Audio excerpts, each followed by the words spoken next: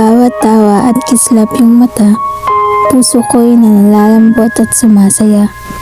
Di maintindihan ang nadarama at paano't saan nagsimula.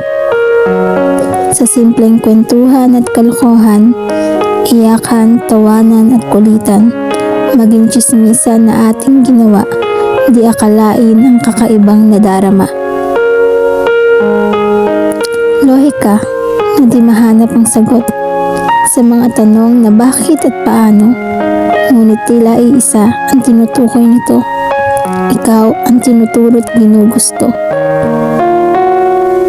Tulad ng matamis na pagkain, tila kasing tamis ng pag-ibig ko sa'yo. Tulad ng mapait na gulay, sing pait ng puso ko kapag iba yung gusto. Tila nagbibigay ka motibo na ako'y iyo ding gusto, pero harap-harap ay sinasabi mo kung gaano ka nasasaktan sa taong di ka gusto. Ngunit para sa akin, di mahalaga kung magkaibigan lang talaga tayo o kung dumating ang araw na maiwan mo ko.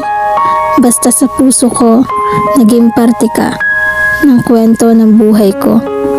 Kwentong sumabak sa larong lohika na di maintindihan o mahanap ang sagot kung bakit dumating sa punto na minahal ko ang kaibigan ko.